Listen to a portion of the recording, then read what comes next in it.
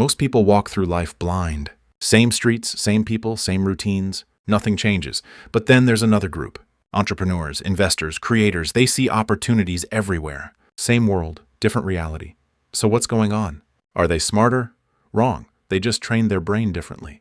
I'm about to show you the exact habits that rewire your mind to spot opportunities everywhere. And by the end of this, you won't look at your life the same way again. Chapter 1.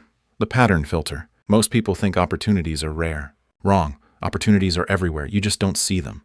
Your brain filters reality. It deletes 99% of what you experience. Psychologists call this selective attention. Same reason you don't feel your clothes right now. Your brain ignores what it thinks is irrelevant. Here's the problem. You trained your brain to ignore opportunities. You scroll, you react, you consume.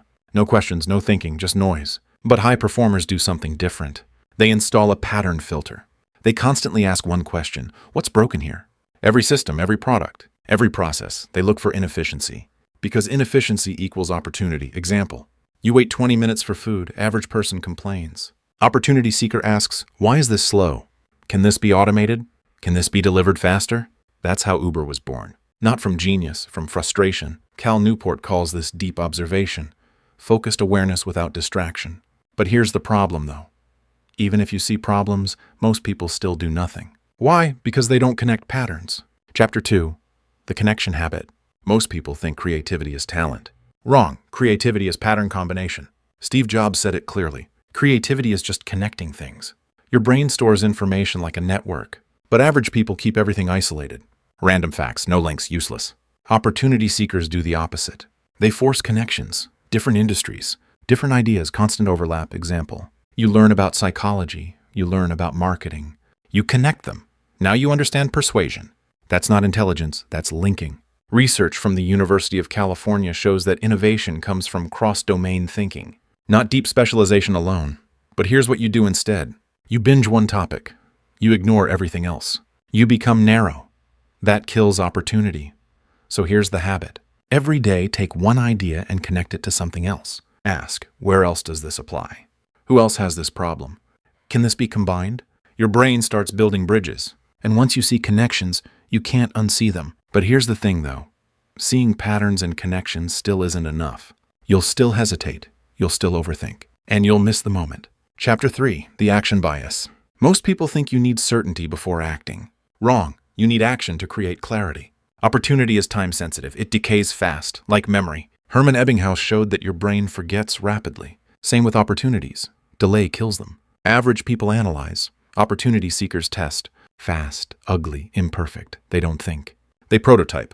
Example: you see a business idea.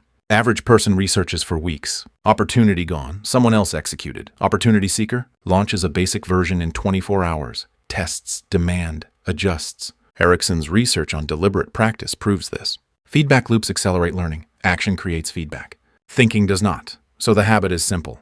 Act before you feel ready, always. Because readiness is a myth. But here's the problem though. Even if you act fast, most people still quit early.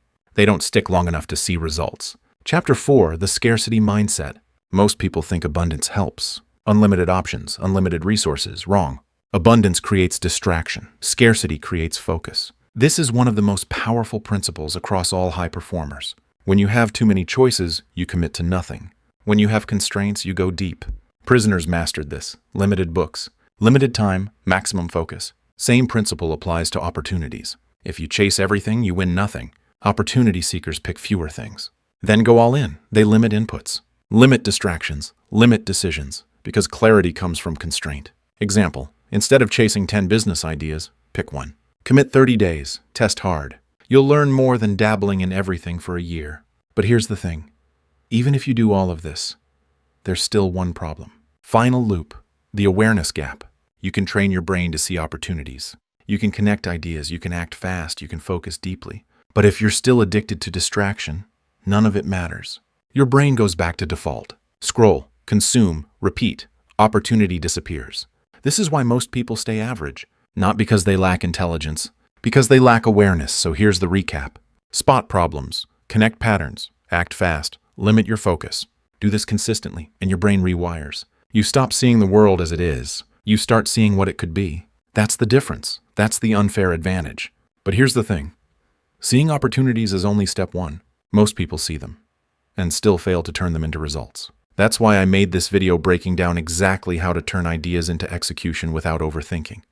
Watch it next.